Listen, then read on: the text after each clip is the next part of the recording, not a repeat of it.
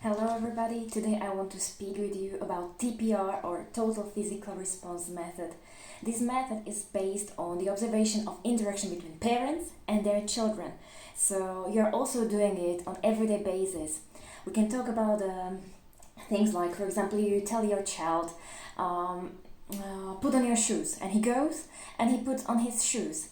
Or I don't know, bring me the book, and he goes and brings you the book. So he probably heard those phrases for several times. He saw you probably reacting to them. He also reacted on his own, and now he understands it. So TPR games are based on these principles, and we are always connecting some order with some action.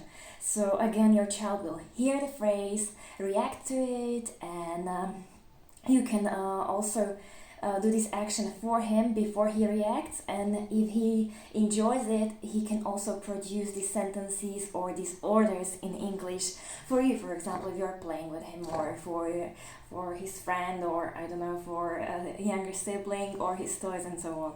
So today I'm going to speak about the games like Simon Says, Treasure Hunt, Activity Dice, and Vocabulary with their gestures. I'm sorry. The first one is Simon Says, and in our family we don't use any strict rule for it. We just grab our Simon, and I tell my kids things like, I don't know, blow me the kiss, or clap your hands, or touch your nose, or jump, or run to the door, and things like this. To make it easier for you, I also wrote some sentences that you can write somewhere on a paper, or I think that many of them you can imagine on your own and to play with them.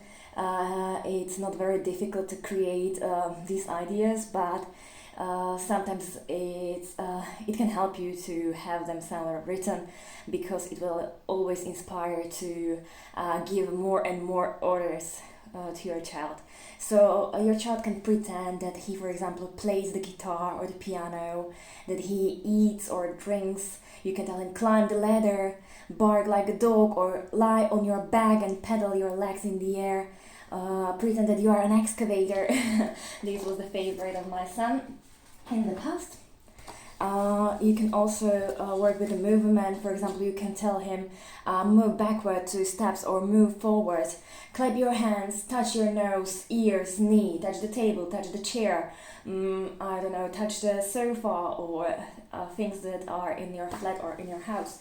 Jump, turn around, raise your right hand, stand on one foot, dance, move like a robot, shake your body, shake your fingers, wave with your hands, and so on. And last tips, show me, for example, thumbs down or thumbs up, close your eyes, stick out your tongue, laugh and smile or cry, open your mouth, and so on. I think that you can also create more and more ideas, and you can share them with us, and I will be more than happy. The next thing that we made something like the updated version of Simon Says, and we have got several parts for it. It looks like these. We use these cards when we are playing with it, because my son likes them very much.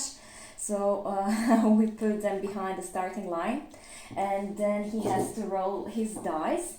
And for example, if there is number like 3, for example, he goes to number 3 with his card, and he has to pretend for 10 seconds that he plays the guitar, and we are counting together, so he can also fix the vocabulary that's connected with numbers, with activity, and so on. When he is on for example, a picture like this, he has to jump for 10 seconds. With this picture, he has to turn around for 10 seconds, and so on. I think that you can imagine what he can do with those things, and you can also create your own ideas.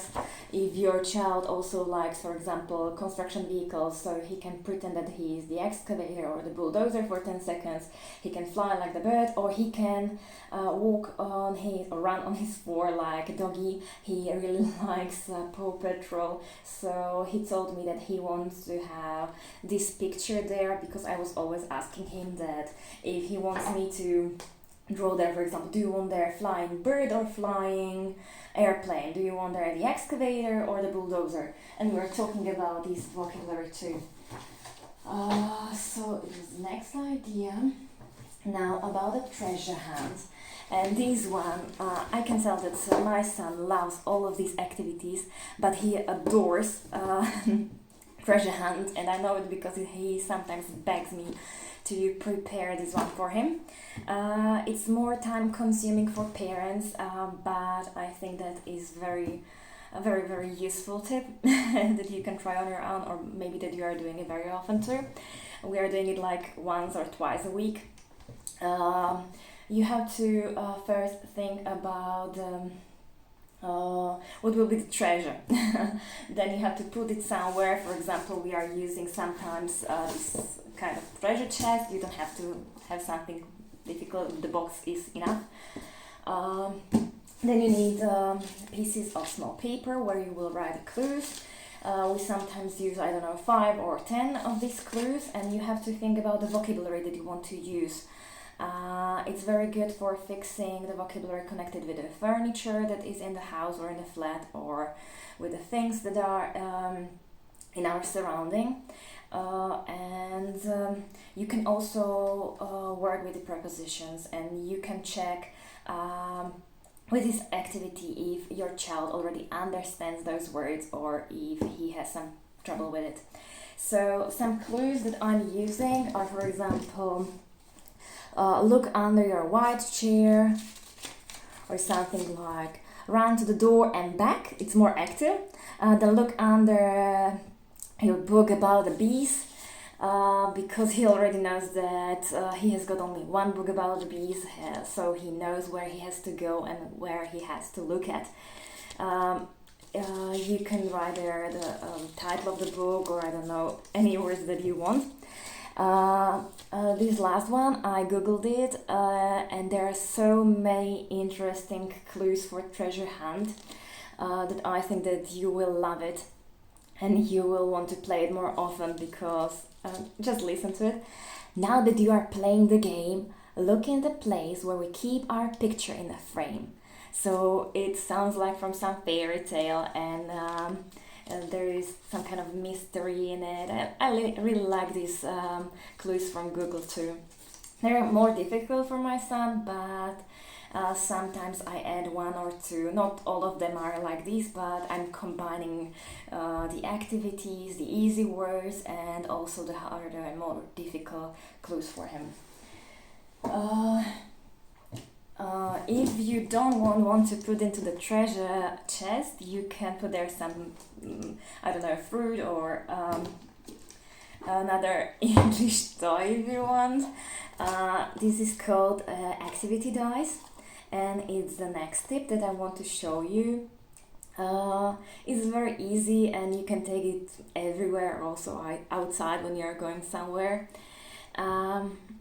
So your child will learn also the phrases like roll the dice, it's your turn, and look what's on the top. And you can really draw the clues here that your child likes. So you don't have to use the clues that I have used.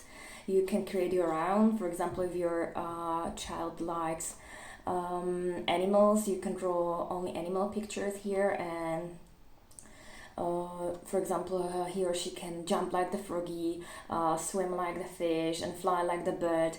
And I will show you which clues I used for my activity dice. So run to the door and back, or jump 3 times, swim around the room, do 3 jumping jacks, turn around 3 times, and do 5 squats.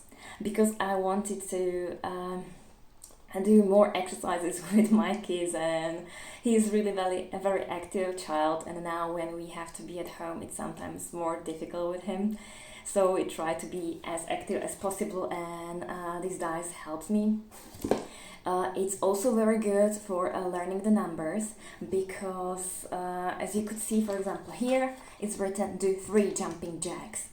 So we are always counting what he does, and I think that it helps also to fix his vocabulary with numbers. The next one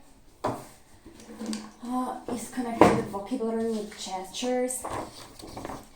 And here we can talk about the animals, food, and activities like sport or cooking. So I think that you have already seen something like this on the video that I sent the link on from Adrian. When you're reading the book and you see the picture of, for example, the apple, you are pretending that you are eating the apple. So also when you speak about the apple, you can again pretend that you have got in your hand some crunchy apple and do things like this. Apple, or food, or I don't know, drink, and things like these. So you are again using some gestures, and your child will remember it better. I don't really like these kind of things so much, and I don't do them very often when my husband is at home, because I don't feel very comfortable, but I know that they work, and my child can remember them better because he can connect the visual things with the things that he could hear. For animals, you can use it, for example, for the fish or for the tiger, and with activities we can talk about sport, like, I don't know, throw the ball or kick the ball and things like that. And here's one more tip from me to you. If you don't know the Learning Station, they have got very good videos where your child can learn with movement many useful words. So for example, I have learned from them how to teach my child about banana. So I will show it to you, I'm sorry. Form the banana, peel the banana, slice the banana, eat the banana, dance the banana, dance the banana. And my kids love it. I feel weird also in front of you, but you know, it works, so I'm doing it. Not very often, but sometimes we try. So all of those are my tips that I want to share with you, and I will be more than happy if you share your tips with us, and you can write them under this video or in our private Facebook group, and I'm looking forward to them. And with this activity, the benefit is that your child will probably enjoy it, and if he likes it, he will also want to give some order to you, and you can help him with it. For example, I've forgotten about this tip. When we are playing this, I'm asking my son things like, I can see what is on the picture. Can you tell me if there is a flying bird or if there is a bicycle? And he always chooses the words in English that he could hear. So he again answers me in English. You already know that he doesn't speak English a lot, but when I give him these questions with choices, it's very natural for him to answer me in English. So it works in this way. And with TPR, you can always check the understanding of your child. If he doesn't do the activity, it means that you have to work more on it. For example, do it more with him and show it to him more. And if you think that your child doesn't like it, I think you still can continue with doing these activities, because for example, you can play it with your younger child, or you can play with your husband or wife, and if your child sees that you have fun with it, he will really want to play with you, because also your kids want your attention. They want to play with you. It's natural for them, so you can try it. And I wish you luck. Bye, and have a great day.